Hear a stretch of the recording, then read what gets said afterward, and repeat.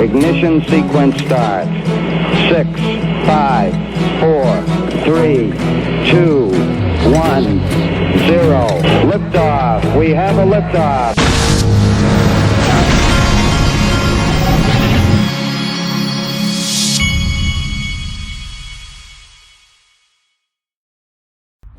Hey everybody, this is the Digital Asset Investor, and I think this article right here just can't be missed. It's on Zero Hedge.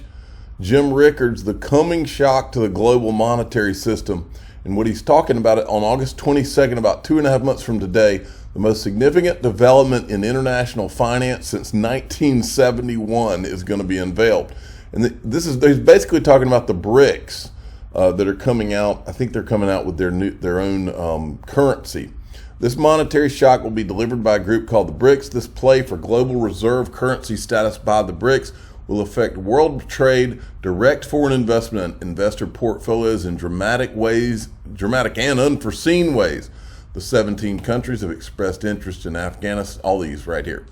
When the new currency is announced in August, the currency will not fall on an empty field. It will fall into a sophisticated network of capital and communications. This network will greatly enhance its chances of success. On numerous occasions from 2007 to 2014, I warned U.S. officials from the Treasury, Pentagon, and intelligence community that overuse or abuse of dollar transactions would lead to adversaries to abandon the dollar to avoid impact of sanctions. But below I show you why a new BRICS currency could greatly accelerate the demise of the dollar as the world's leading reserve currency, the coming shock to the global monetary system. Difference today is that it's gone from a discussion point to a novelty to a looming reality in a remarkably short period of time. These arrangements may soon be superseded by new BRICS currency, which will be announced in Durban, South Africa at the annual BRICS Leaders Summit Conference, August 22nd to August 24. In all likelihood, the new BRICS currency will not be available in the form of paper notes for use in everyday transactions. It would be a digital currency on a permissioned ledger maintained by a new BRICS financial institution and with encrypted message traffic for record payments due to owing by participating parties. Based on the impracticality of commodity baskets as a uniform store of value, it appears likely that the new BRICS currency will be linked to a weight of gold. The writing's on the wall, folks. You see it? There's not a question in my mind that somewhere in this pile right here, folks, somewhere in this pile, we've been covering it on this channel for over 5 years. There's a few things that are going to just show up. Gold's going to be involved, and somewhere, somehow, XRP and XLM are going to pop their heads up out of nowhere, and most of the world is going to go, what? That crazy guy from South Georgia was right? What? Somewhere, somehow, I mean, look who they've got a picture of in the freaking article, Christine Lagarde. Isn't that the same woman that Brad Garlinghouse, that I know of, has been in the same room with more than at least twice, maybe more?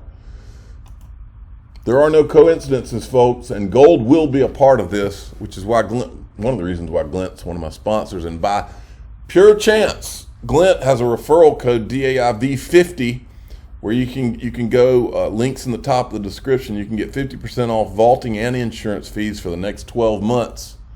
All right, time to stir it up. Last night, the official cool guy of the Digital Asset Investor channel, who has started his own Troomers show on Twitter Live. I think he does it Thursdays at 7:30. He did it last night at 7:30. He had Jimmy Valley and Molly Elmore on. I literally, I had to put on my flak jacket last night. I went in there to listen only, and just wanted to see if there would be any fights or whatnot. I thought there might be, but somehow there were no fights, but there were some interesting discussions. So here's one of them in this clip. Jimmy's talking about pre-allocation. It's like line 82 or something in the SEC's complaint that they talk about that there was pre-allocation. of the XRP. So that's a fact we know, and that's not been disputed. In fact, I think that's a core part of the SEC's argument that it was packaged as a security. And if you look at, we all know that there was an option contract. We know that Greg Kidd had an option contract. We know that R3 Corda had an option contract. And they went to litigation over that, and ultimately I think they unwound that. Those option contracts are securities, okay? Now they are securities that were given to big accredited investors, right? Like institutional investors. So they were bona fide private placements. They did not have to be registered, but they were other option contracts. An option contract is a security. So, I don't think there's any. Yeah, it's like obvious that there was pre-allocation. What I think you're getting at, what you're wondering, and I don't know, but is the escrow already more or less spoken for, or is it going out? The 100, the 200 million, or whatever actually goes out into the market? Is that basically going to a kind of already spoken for receiver? I think the Golden Eagle model looked at that issue. That was part of the Golden Eagle model analysis as well, that there was kind of this already going out to the people who are planning to use it concept. So interesting. One thing of note here that I noticed when I was listening to this thing is because you see, credit to Jimmy and Molly Elmore, because they did their valuation, and it doesn't matter if you look, these prices, $500,000. Yeah, okay, that's way out there. I got it.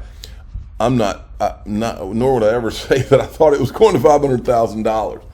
But they had like 6 models or something, and like I said a long time ago, I've always kind of felt like this whole conversation was about potential damages, and if somebody did come and sue. If this does turn out to be what we think it is, and there would be a lot of potential damages, and somebody's going to have to come up with a model. And the way I've always viewed this is, well, if Susan Athey and Robbie Mitchnick can come up with a model, then who's to say that other people can't come up with a model? I mean, yeah, okay, those are 2 smart people, but there's other smart people too. You don't have to be affiliated with Ripple to be able to come up with a model for what the value of a digital asset could be. And so that's kind of been my whole thought pattern. The other thought pattern I had while I was listening to this is, I see all the time of people trying to scream at them behind their computers in Twitter threads, but I don't think I saw any of those people come in here and actually talk live and debate with these guys. So I hope that means that if you're not willing to do it live with these people, then maybe you shouldn't be coming after them like the crypto police and yelling at them behind your computer. Then this is another interesting clip from Jimmy Valley, the smoking gun and damages. This is where the cool guy asks him, "What is your intentions?" And this is a question I've asked Jimmy. What is it you're trying to do here? I mean, does that give rise for damages? Are you let's go, Jimmy. Are you just stirring people up, or are you planning to bring a lawsuit? It's a good question. Certainly, they could be used as a basis for starting the damages conversation. I think because there's 6 models, and you could have experts kind of use those models, come up with their own. It's a good place to start. Our view of what's going on is that the evidence still at this point is circumstantial. We don't have disclosed yet the smoking gun. And I think all of us pretty much believe that once these, what we call the Hinman emails, but it's really all the documents, right? It's the memos, the draft of the speech. What were the comments to the speech? Did somebody raise their hand and say, you can't say this about ETH without saying about XRP? And there's a whole debate about XRP. Maybe XRP was in the speech, who knows? Or maybe they were going to sue Ethereum because Ethereum was more of a bona fide ICO. And they're like, Bill, you can't walk on the stage and say Ethereum's not, we're going to sue Ethereum next month. We don't know what's going to come out of this disclosure, but it's something like that would be a bona fide smoking gun. And then you got to deal with issues about, the federal government has immunity from lawsuits, but there is the Federal Tort Claims Act. So if they've violated their duties and conspired to basically act in the manner that they have and cause all these damages, there may be a path to sue, and then maybe we would. And now, hypothetically, if a lawsuit is filed, then Dr. Molly or Jimmy, using the models, how the hell do you pick a figure? Which model do you use? Well, what should happen is, the federal government will have their damages experts as well. And, the XRP retail token holders would have their model experts, and we'd kind of negotiate it, and they would maybe testify. And if it's in front of a jury, I guess the jury comes up with which one they think is the correct value in the fact-finding exercise. Okay, interesting stuff, but it's okay to have that conversation. Okay, now one thing I've noticed, and it's not something I would miss, is that as Coinbase gets sued, as Binance gets sued, the entire crypto space is up in arms. They're up in arms. All of a sudden, we couldn't get them to get up in arms for 3 years while we were fighting on behalf of XRP. But now all of a sudden they're up in arms. Well, they're up in arms, but the one thing none of them will talk about is ETHgate. None of them want to talk about ETHgate because it's bigger than all of it. ETHgate's bigger than all of it. And I believe if we hadn't uncovered ETHgate, and if the government had not screwed up in their involvement in FTX, and I think it's a lot more involvement than just Sam Bankman-Fried just happened to be doing whatever he was doing. The government was all involved in that thing, folks. Make no mistake. So that one collapsed on its own. But then ETHgate gets discovered. And I think a lot of what's going on right now, the crackdown doesn't happen if ETHgate doesn't get discovered. I think that there was a bigger plan that involved a monopoly with Bitcoin and Ethereum. And I think if we hadn't done what we did, the bigger plan would be in the works right now as we speak. So I find it very interesting because I think ETHgate's bigger than Madoff, bigger than Enron, bigger than FTX. Can't wait to see those Hinman emails. Now, and here's your proof, folks. Why is Gary Gensler not going after Ethereum? Why is there is one person to me out of everything I've seen bigger than the CEO of Binance, bigger than any of these guys. If I were at the SEC and I wanted a target, Joseph Lubin would be my target. That guy, there's nobody where there's more evidence for the SEC than that guy. But they won't go after him. Why? And look, we already know that Gary Gensler, this clip right here, he tells you, he thinks Ethereum, listen to what he says. And it's an inherently pretty difficult thing to regulate. I mean, a thing without center is inherently hard to... Well, see, I'm going to challenge that a little bit. Please. Most of this does have a center. So Satoshi Nakamoto's 8-page paper that was put out on a cypherpunk email list, that's kind of centered in a more decentralized conceptual framework and maybe a libertarian framework. Yeah, very much so. But by and large, the thousands of crypto tokens that have come since are highly centralized. Ethereum is centered around the Ethereum Foundation of Vitalik Buterin and a team of developers. There's 70 people that work at the Ethereum Foundation, not all of whom are developers, but, Yeah.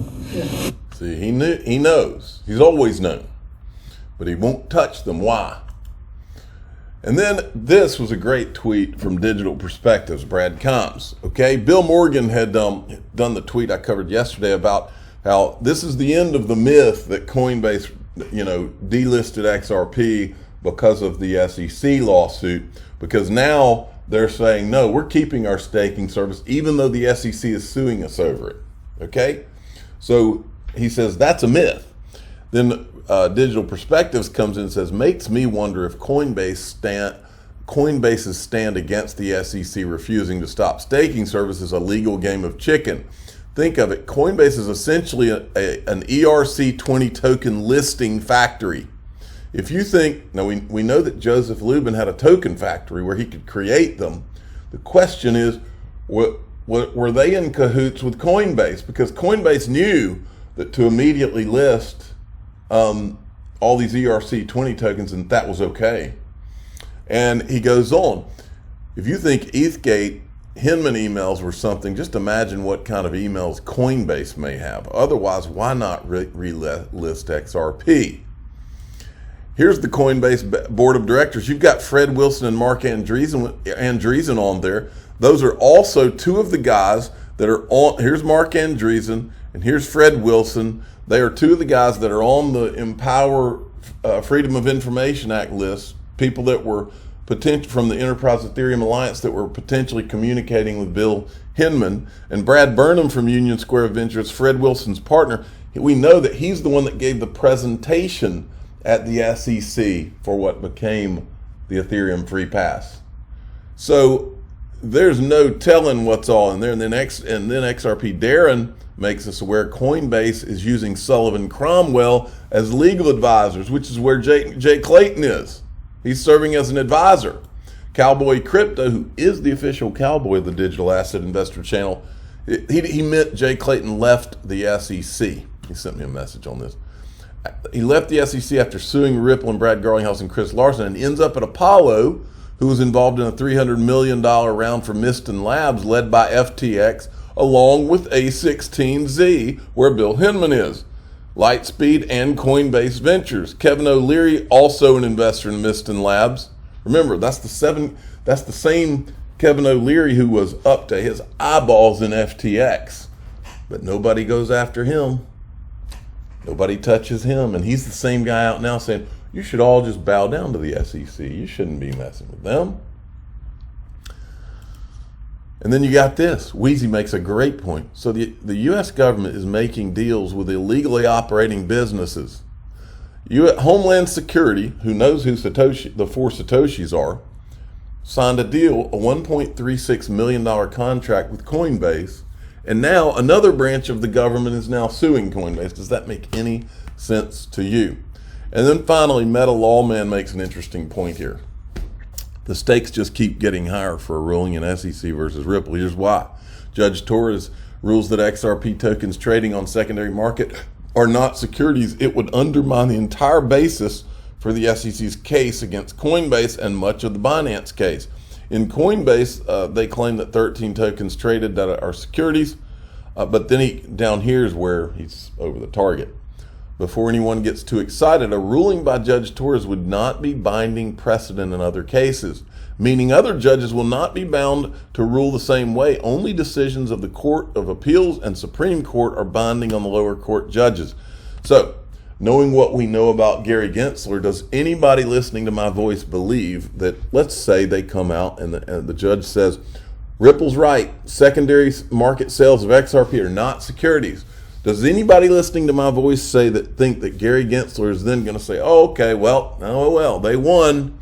So we're going to now drop our cases against Coinbase and Binance and everybody else where we're saying that a secondary market digital asset is a security. No, that's not what he's going to do. He's going to keep suing them. He's going to go through the whole process and make them go through their own 2 to 3 years of spending $200 million to $1 billion to pay up. And that's the problem we have in this country. I'm the digital asset investor. I'm not an investment advisor. This is for entertainment purposes only. Please subscribe. Hit the like button and tell your friends and family. Doesn't matter, and to me, doesn't matter if Ripple wins for the rest of the industry. The rest of the industry is going to have to fight their own fight.